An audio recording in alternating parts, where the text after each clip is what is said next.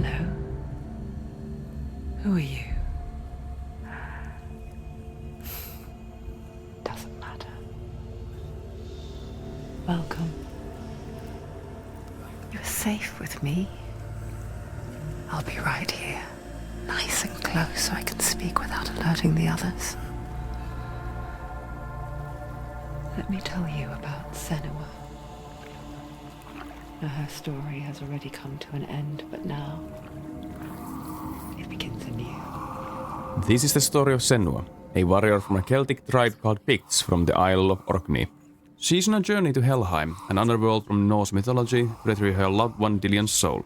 She carries his severed head in a pouch on her waist, as the Celts believe that the head is the house of the person's soul. You as the player are not only an outsider entity who controls the protagonist, but a part of the story. You're a spectator who not only experiences what Senua does, but also follows her journey alongside her, as the narrator also states. Why don't you join us?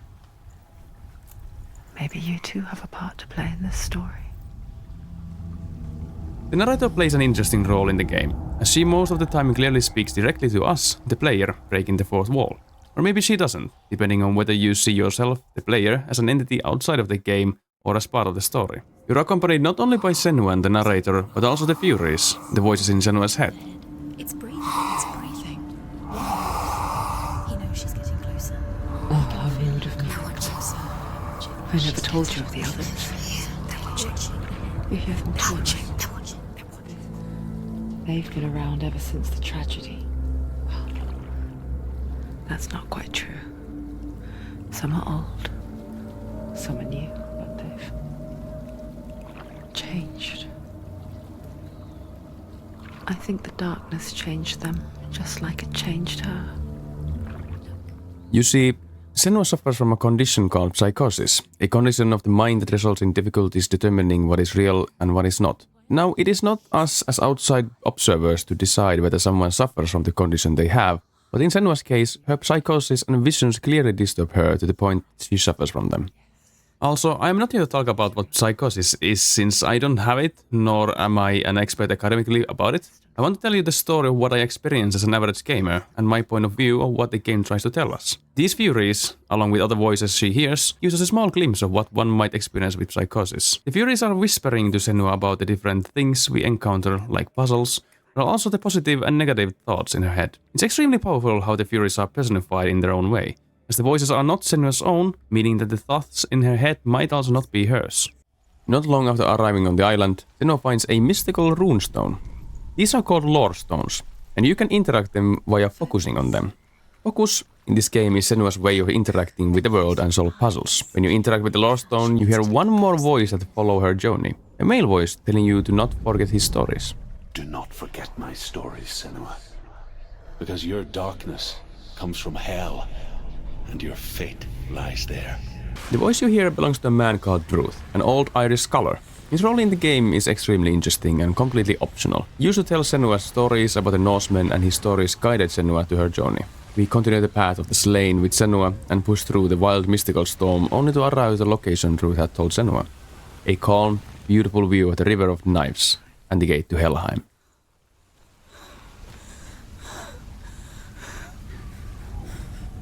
Can you see it? Senua must travel to Helheim via a hidden path, which is blocked by some kind of door with magical rune symbol on it. When Senua approaches and tries to touch it, she hears a male voice begging someone to not kill him. Don't kill me. I'm not one of them. Don't listen. I was just hiding. I find I live longer that way. Don't listen. I'll never let the bastards catch me again. Never! Wait. Who are you? It's just a memory. Truth? Is that you? It's Truth again, and this time we can see him through Senua's memories. Truth visually appears next to Senua, and we can see her talking to him, but that is not only a memory of their meeting. These are typical schizophrenic symptoms that may occur with psychosis. People who experience schizophrenia, the voices may focus on events that the person went through. These voices can be negative and even cruel to the person. Depression, anxiety, stress, and anger can manifest from the auditory hallucinations. Individuals who experience visual hallucinations may experience distress due to seeing dead loved ones, religious figures, patterns, objects, or odd lights, and they may not realize that what they're seeing is an illusion. Here, Truth guides Senua to use her mind's eye on the runes that seal the gates to Helheim. By focusing on the runes, Senua prints it into her mind, and now our job is to find the runic symbol from the real world. This is extremely well done. Just by turning around and walking a couple steps, we can see a shadow casting the runic symbol on the wall of the cave. Aligning the symbols with the focus, we can remove the seal and open the gates. Another voice joins us. She once tried to make them go away. Pretend they weren't real. But what good is that? When we are always here. And now the first scripted death. I guess it's the same with heights. You can stand on the edge, pretend it's going to be okay. But you know that death is near, waiting for you to make that little slip. Okay, that wasn't scripted, but honest to God, it was so perfectly timed with the narrative that I believed it was scripted. In truth, I just suck. Continuing the path, we arrive to a ruins which holds the gate of the bridge that crosses the river of Nice and leads to the gates of Helheim, but it's locked, guarded by some powerful force. Shh. Someone's here.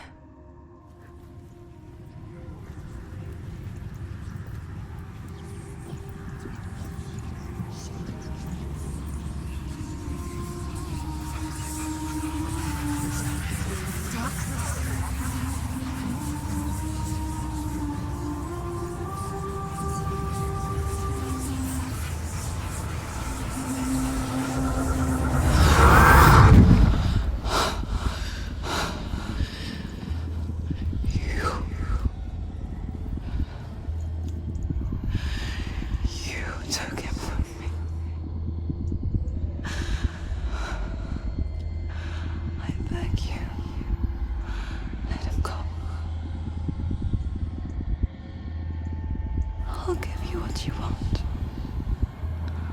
I won't resist anymore. Just give him back.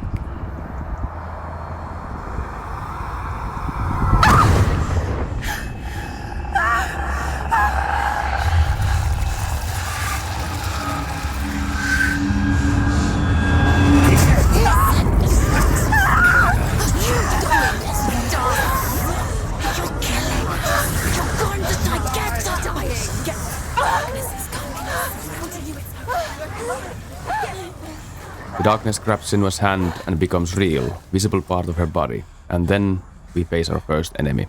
Enemies in this game are terrifying humanoid monster beasts who appear in scripted places. The combat itself isn't anything special, but it shows well the theme of the game. The combat heavily involves parrying and dodging and managing multiple enemies at once. The first encounter is a heavy one. The enemies keep coming, first one by one, but then slowly more at the same time. This is where you are scripted to die for the first time. Senua sees a vision of the darkness in her hand spreading to her head and ultimately killing her. The narrator warns about this, and we get what I think is the only message from developers.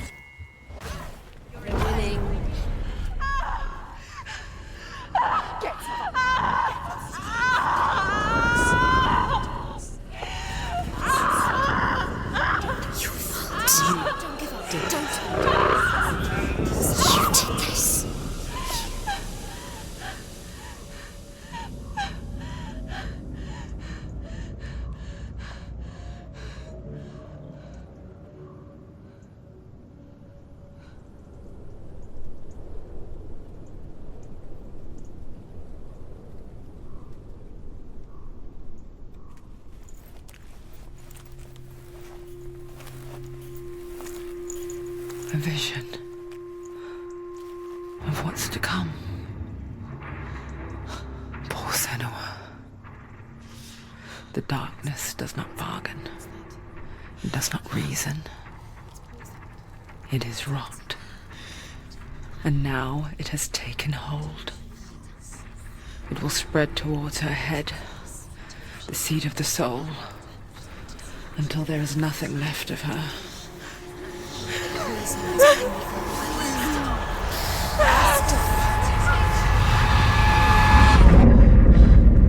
All of her suffering will have been for nothing. It's just a matter of time.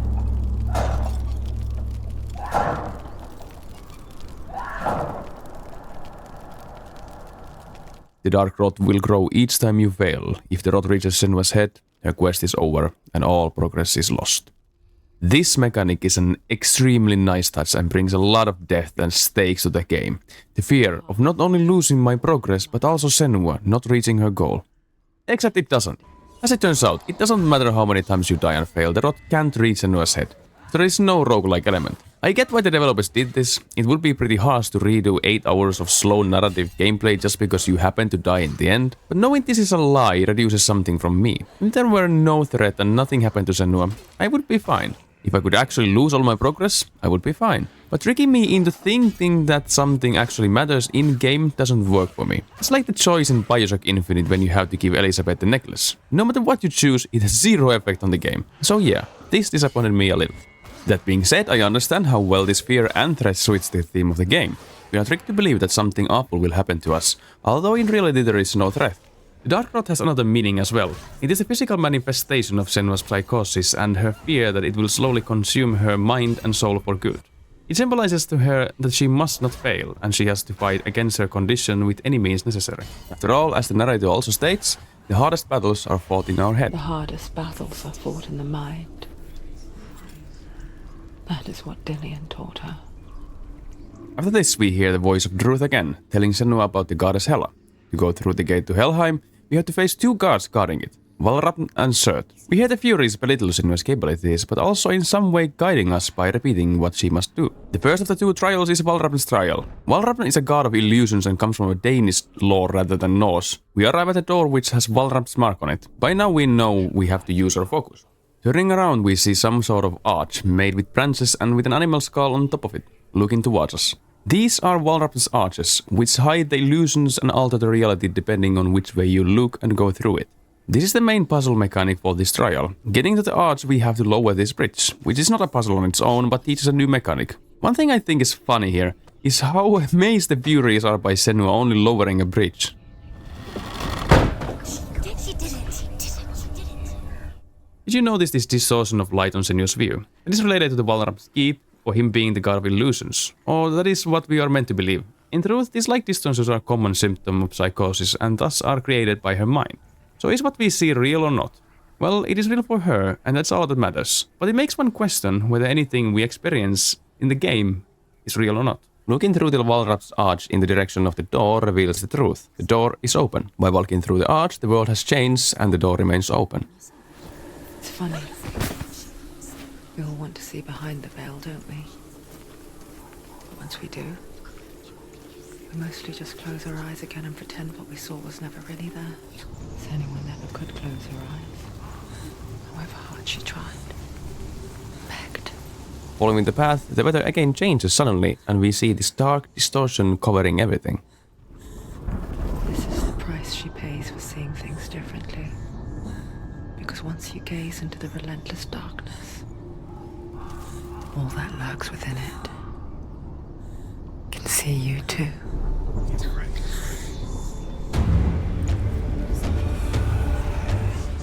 This is the first real combat encounter. The enemy is the same basic enemy we face on our tutorial, a Northman warrior who wields a sword, and we face fewer waves of these enemies. The Furies will shout helpful tips to Senua, trying to help her to focus on the fight. Don't let them get behind you. Keep them in sight. Interesting here is that the Furies are shouting. Normally whispering calm and quietly, the Furies seem to be also under stress, which makes them speak really loud. The Furies are not always helpful, but also doubtful.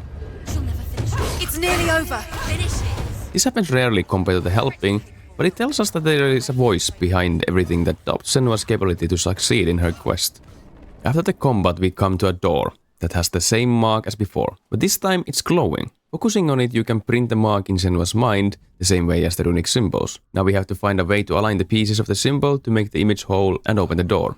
This was the second and the last of the puzzle mechanics in the Valravn's Keep. In the following section, we have to go through multiple arches to find the path to align the image.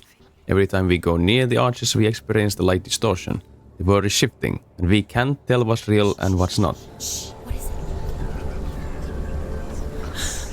I hear something. If you hear the song of Valravn, follow it, and it will lead you to him. By the way, if someone is wondering my pronunciation of Valravn, I admit it's a bit weird. You see, Ravn in Danish means raven, and listen how it's pronounced. Valravn. Yeah, I'm not doing that. And I've actually learned the Icelandic pronunciation. Ra. So I'm kind of using that. For sure, the correct pronunciation isn't this. Valravn. And as a native Finn, a raven for us is... Korppi. And yeah, that makes no sense. But you can use whatever suits you the best. There are 2 areas with these puzzles with multiple arches, and at least for me, it started to get quite repetitive. You're just running around and going through arches to get to the symbol. All this was extremely linear. That is, until you arrive at the second area.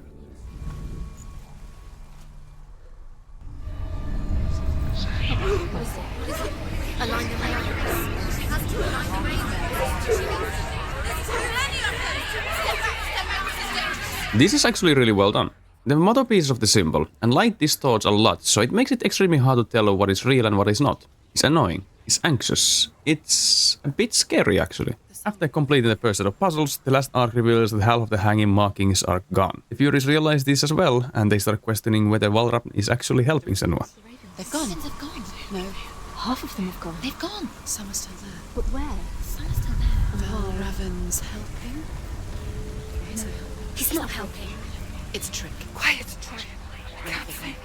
Senua reacts to this by telling the Furies to quiet down as she can't focus. This is a reminder that the Furies are indeed in her head and she can't escape the voices. I'd like you to stop for a moment, close your eyes and listen closely to what you have around you. To think that all that you hear is suppressed by voices telling you something almost non-stop is frightening. After the last set of puzzles, we arrive at Valravn's nest, which holds another last set of puzzles. Here I have to say I got a little bit bored, since the puzzles were a little too repetitive, but to compensate that, we hear Senua asking Druth to tell her a story. Speak to me, Druth. Tell me a story. Senua, listen.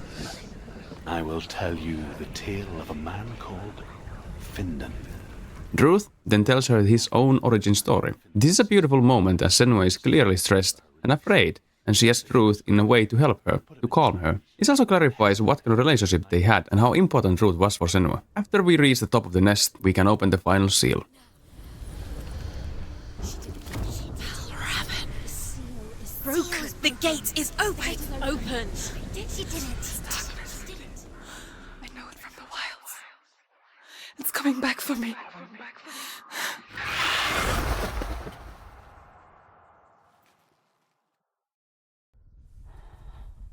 I'm still here. Are you too? Where are we?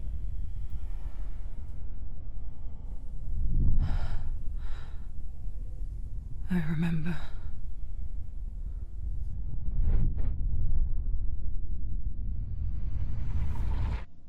It didn't end well in the wilds. It never does. You think you can overcome the darkness, make sense of it, and once relief settles in, it strikes out of nowhere, throwing you helplessly back into the maelstrom, drowning the mind in fear, deeper, deeper, dragging you down so far into the void that maybe this time there is no coming back. But there, in the darkness, Senua, she remembered what he told her. hear me. Reach out to me. Senua, take my iron mirror.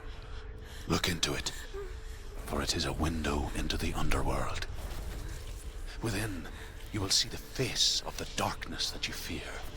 And if you focus, like I have taught you to, you will also see that as much as the darkness has you trapped within its veil, it too is trapped within yours. Focus. Focus! Focus! I see you! I see you now! You led me to the wilds! You trapped me there! Our first boss fight, and oh man, what a boss fight it is. Valravn has some cool new movesets, which are basically all parryable, but the important thing here is the new mechanic we got. The focus we've been using all this time can now be used in combat as well. Focus is slowly accumulated over the battle with every successful strike and defensive measure that Senua takes. When accumulated enough, You can use it to slow down time. Everything around Senua slows down, but she's still capable of moving with regular speed. I love this introduction to the focus by Droth. The focus reflects Senua's ability to push aside what she's experiencing in her head and focus on the task at hand 110%. Also, the Furies are constantly stressing Senua and me as the player out. I don't know if it's just me or will the Furies get more stressed or annoying when Senua fails a block or parry and takes damage. What I think is impressive here is that as a player, hearing the Furies constantly shouting makes me question whether they are in Senua's head or my own. They're overwhelming her. Surrounding her. She's going to lose. This experience is really immersive, and I almost started to speak back to the Furies as I wanted them to be quiet, even for a small moment. The fight has multiple phases. After a while, Valravn leaps away and you have to encounter a wave of enemies. Normally, I don't like this kind of fight, but here it plays out perfectly. When he comes back, some of his movesets have changed, but nothing major. After the second wave of enemies, the things have changed a lot. In this phase, Valravn comes back as a shadow. Senua can't hit him on this phase. Only the use of focus will reveal Valravn and makes him vulnerable to attacks. A perfect progression for the use of mechanic in a boss fight. After a long and gruesome battle, we finally beat Valravn. I never beat you in the wilds, did I? It was an illusion. But not this time!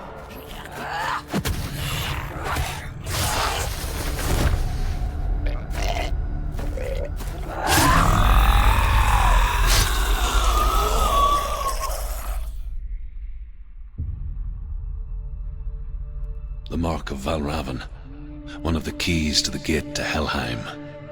Hold it in your mind's eye. With every battle, the darkness grows stronger. Every victory bringing her closer to defeat. Unfair, isn't it? In those dark winter nights in the wilds, there were times when she considered letting go. If it weren't for Druth, a chance encounter in the wilds, she would not have heard his stories of the Northmen. And she would not have this chance to find Dillion's soul. I'm coming. I still hear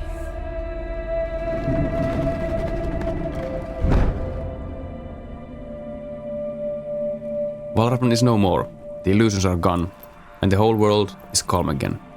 At least for a brief moment. When she was younger, she would lay in the grass and stare at the clouds. And there she saw them.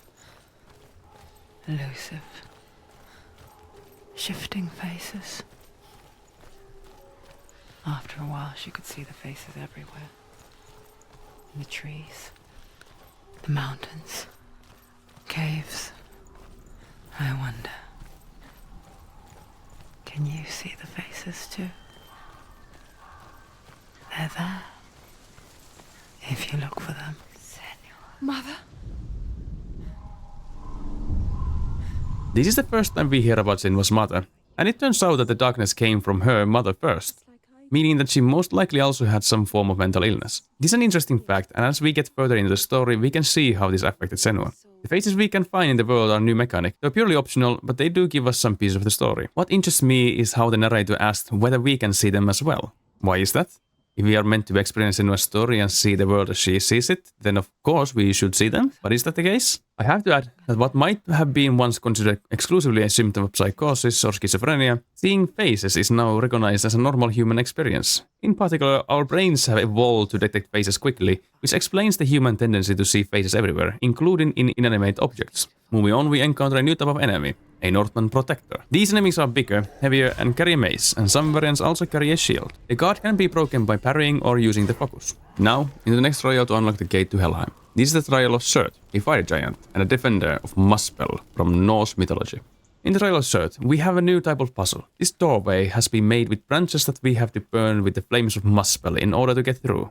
Somewhere quite nearby, we find a stone pillar with a fire on top, and a pile of burned corpses around. Focusing on the image of the stone, we can trigger the fires of Muspel.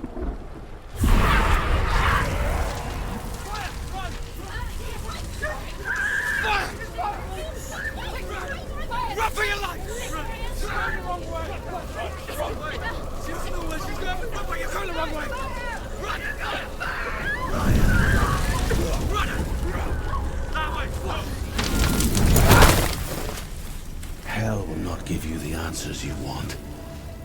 But you mustn't look away from the horrors it does offer. Because you cannot overcome suffering if you refuse to look at it.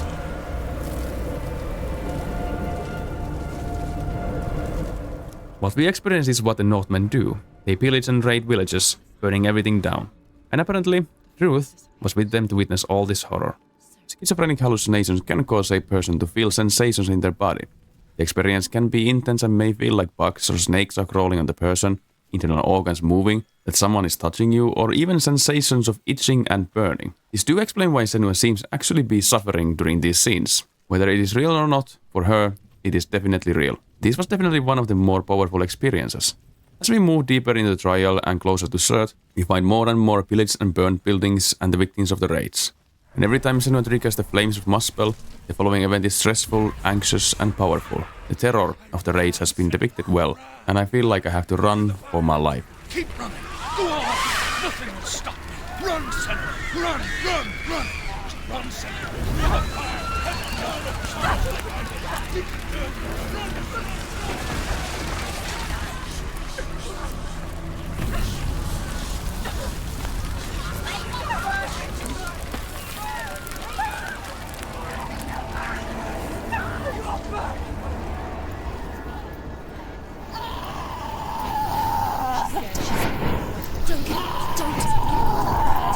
She's dying. It's him. It's him.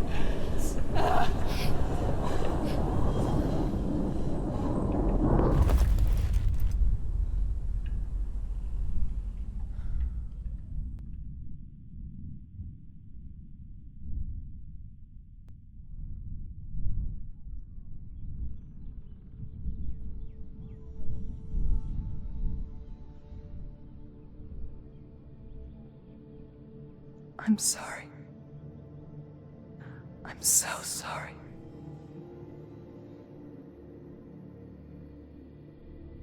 This darkness takes everything. Everyone. Senua, are you sure you want to do this? We can fight this together, side by side. We always do. This is my battle. I have to face it alone, away from here. Where will you go? I don't know. For how long? I don't know.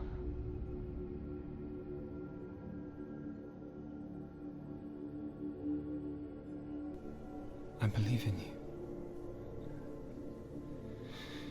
You know that.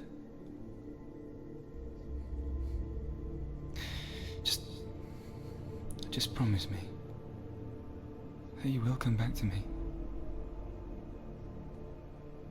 I want you to say it.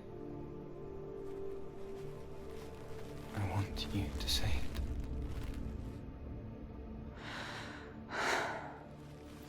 I will come back to you. I promise.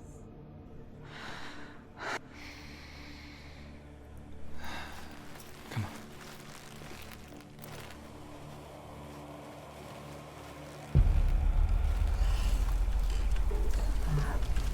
Spill the blood of Surt and take his mark, and I will cheer you from the underworld and forever be in your debt.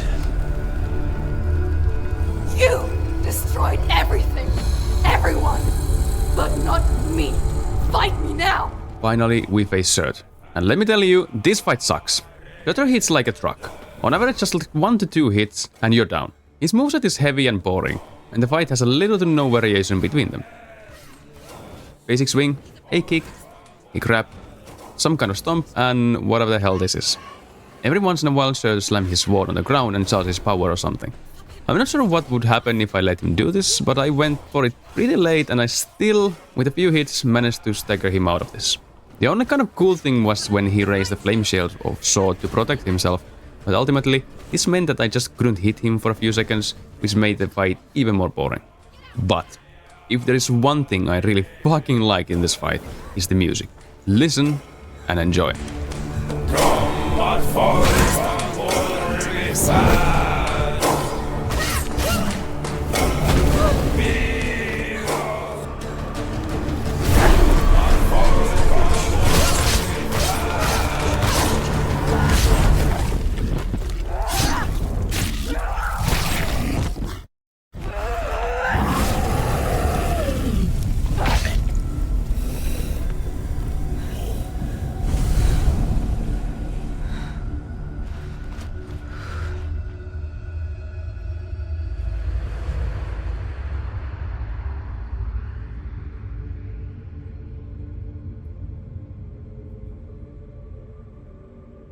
every battle won, a greater battle takes its place.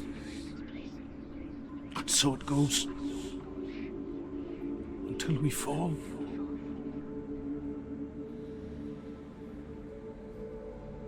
And in the end, we all fall. Even the gods have their time. Yet we still go on. Why? I made a promise.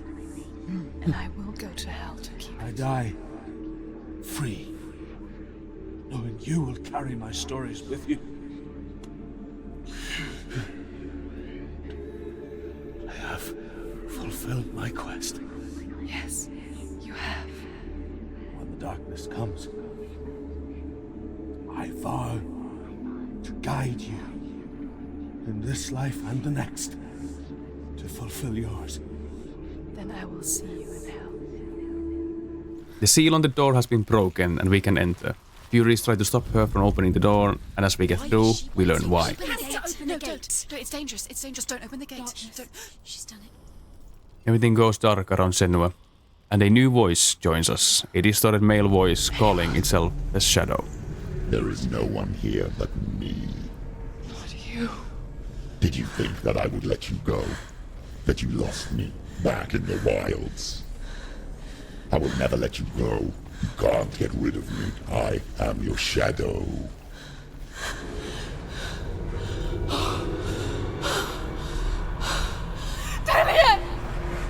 This is where we learn what happened to Dillion. While Senua was in the wilds trying to get rid of the Furies and her condition, Dillion's village was raided and he was sacrificed to the pagan gods by Norsemen via extremely cruel torturing method called the Blood Eagle. When Senua returned, she found him like this. When you were in love, you left him in tears to smother your furies and banish your fears. But in darkness they came. Through stormy black seas they raided these shores. Do you still hear his screams? And now that you're home, he's so far away. They've taken his soul. To these gods you cannot pray. They can break you, but not your promise. Even death won't keep you apart. Through his darkness you will find him. In your sword still beats a heart. You fought for love unspoilt by your darkness within. You fought for your dreams. Now there's no way to win. In the head of his corpse lies the seat of his soul. So you must carry his vessel to bring him back home.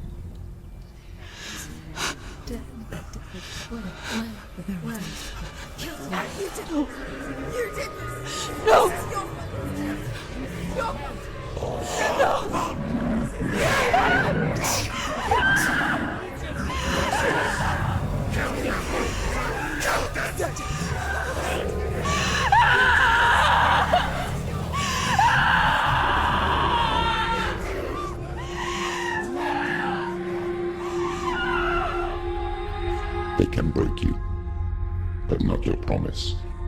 Even death won't keep you apart. Through this darkness you will find him. In your sword still beats a heart.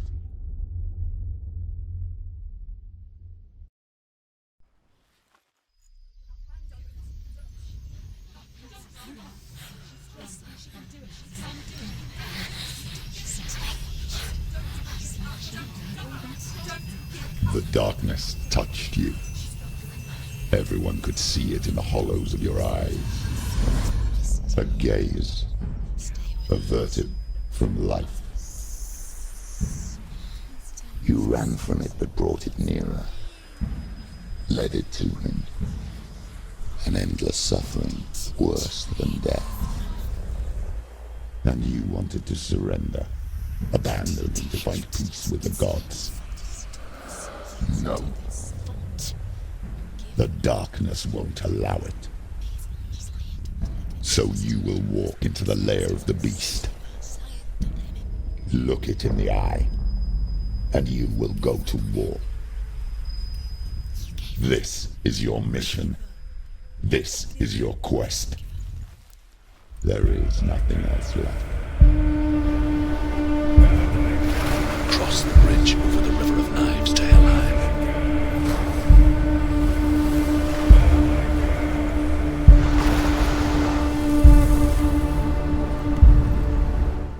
So I wanted to try and make a little bit different narrative video focusing on the story, what it represents to me, and what I felt while playing the game.